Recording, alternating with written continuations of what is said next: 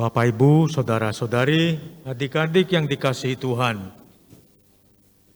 Bacaan-bacaan pada hari Minggu yang ke-27 di masa biasa ini berbicara tentang pentingnya iman. Dan iman adalah karunia agung dari Allah yang dengan iman itu membuat kita dengan tegas percaya. Dengan tegas juga kita menyerahkan seluruh hidup kita kepada Tuhan. Tentu di tengah pasang surut kehidupan kita. Maka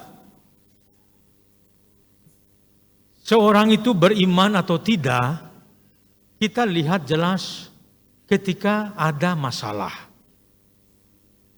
Apakah dia bingung? Apakah dia dengan penuh ketenangan? Kelihatan. Karena iman itu akan berbuah dalam situasi dan justru situasi yang tidak mengenakan. Dan para murid sungguh tahu keadaan itu. Kita belajar kan dari kehidupan para murid. Bagaimana mereka digoncangkan. Seperti ketika badai menyerang mereka di tengah danau.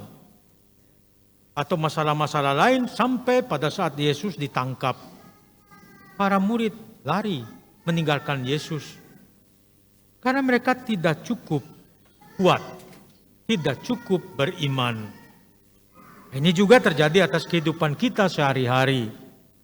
Tadi dalam bacaan pertama kita mendengar bagaimana Israel bertanya kepada Tuhan melalui Nabi Habakuk. Mereka bertanya, akankah kami terus mengalami kekerasan dan kehancuran? Karena Israel pada masa itu hidupnya sangat memprihatinkan. Namun apa? Tuhan menyampaikan kekuatan melalui Nabi Habakuk bahwa janji Allah akan terpenuhi. Cepat atau lambat, segala sesuatu akan kembali seperti sedia kala.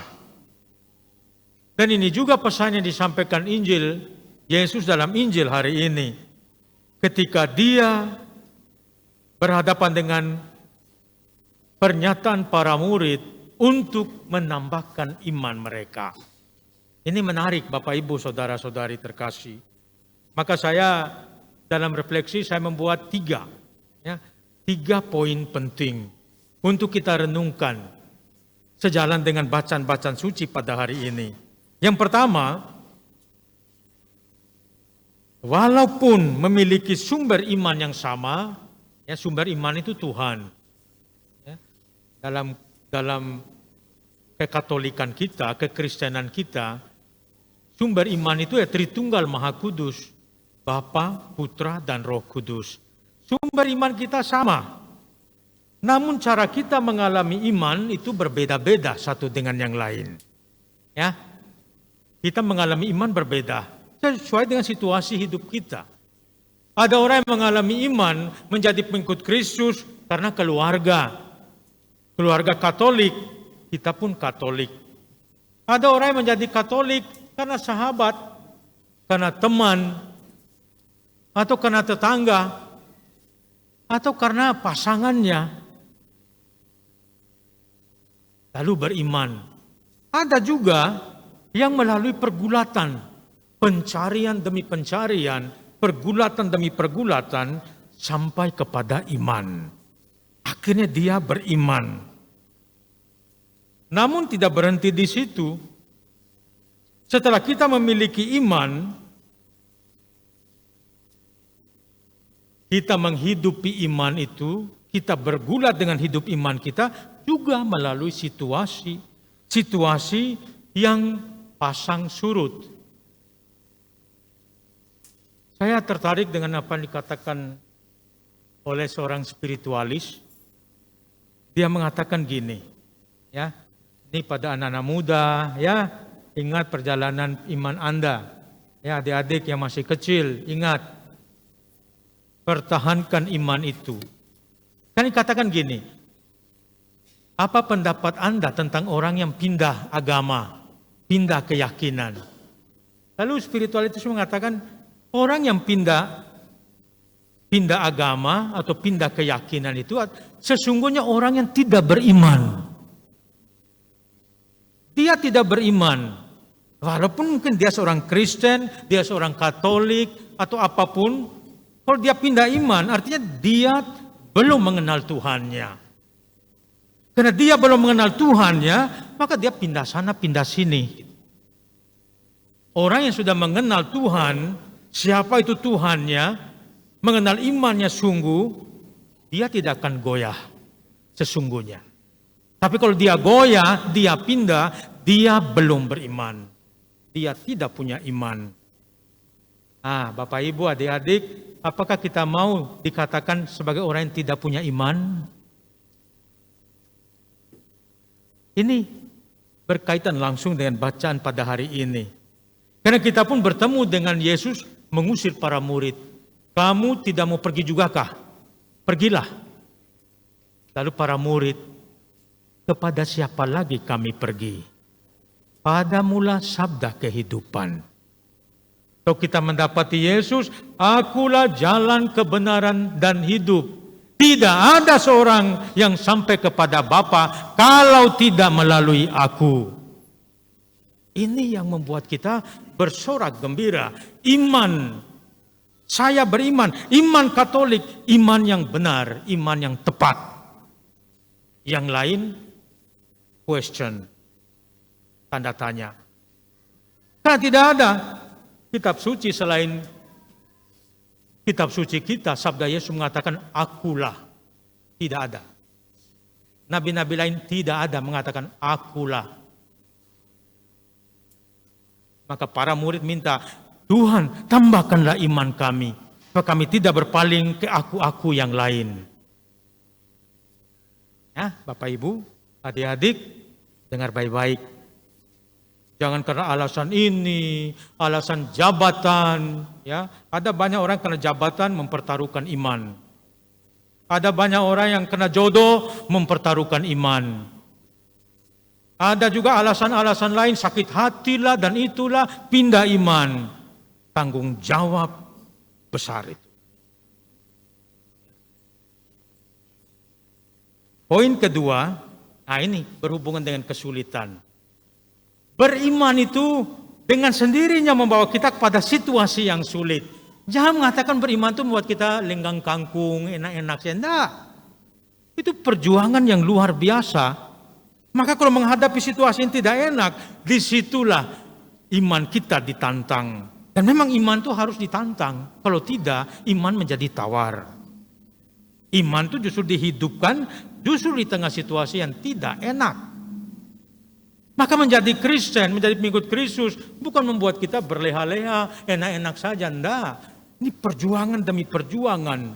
Ya, melawan kecenderungan kita, melawan segala sesuatu yang membuat kita tetap ada di jalan benar, tuntutan Yesus. Ini berat. Tapi justru disitulah iman kita semakin disempurnakan. Para murid meminta, tambahkanlah iman kami. Maksudnya apa? Mereka bisa menghadapi situasi hari-hari ke depan berhubungan dengan hidup Yesus dengan penuh kepastian, bertahan. Saudara-saudari terkasih, iman adalah karunia Tuhan, merupakan kekuatan yang membuat segala sesuatu yang tidak mungkin menjadi mungkin.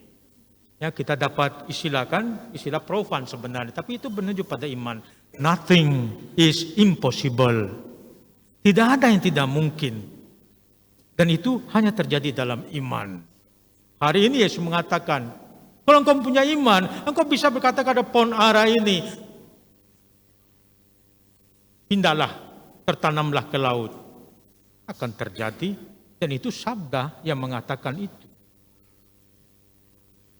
Jika kita memiliki iman, sesungguhnya kita dapat mengubah diri kita. Ya, diri kita yang kemarin berbeda dengan hari ini, dalam niat-niat baik, karena iman. Dan kalau kita bisa mengubah diri kita, kita akan bisa juga mengubah orang-orang sekitar kita dengan cara beriman kita yang baik dan benar. Karena banyak juga kan keluhannya gini, masa dia tuh seorang Katolik, tapi kok sifatnya kayak gitu? Ya kan kita dapati, masa dia tuh rajin sembahyang, tapi suka-suka gosip, suka-suka marah orang, suka-suka mencurigai. Nah ini dia. Ini juga praktek yang salah. Menghayati iman tidak sesuai dengan konsekuensi-konsekuensinya. Dan ini justru kita mendapati banyak orang yang beriman, ya tanda kutip, saya mengatakan sesungguhnya belum beriman itu. Banyak yang beriman, tapi apa? Atas nama iman, dia seolah-olah memaksa Tuhan untuk melakukan sesuai dengan maunya.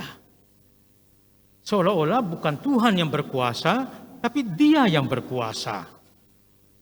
Ya, ini tentu tidak. Maka saudara-saudari terkasih, betapapun kuat dan dalamnya iman, betapapun rajinnya kita sembahyang, justru kita membiarkan diri kita diubah oleh Tuhan dengan kerendahan hati. Kita membiarkan kehendak Tuhan yang terjadi atas kita, bukan kehendak kita. Kita tidak pernah mengklaim upah yang harus Tuhan berikan kepada kita. Tuhan, saya sudah rajin sembahyang, mengapa saya begini? Ini banyak kan? Banyak terjadi kan? Ini tragedi dalam hidup beriman. Orang-orang yang menyatakan dirinya beriman, rajin sembahyang, tapi dia mau supaya Tuhan harus memenuhi keinginan hatinya.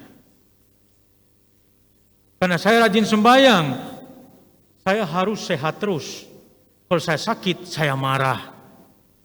Karena saya rajin sembahyang, saya tidak boleh kehilangan orang yang saya kasihi.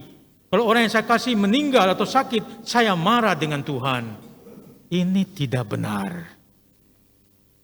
Justru Tuhan tambahkanlah iman kami.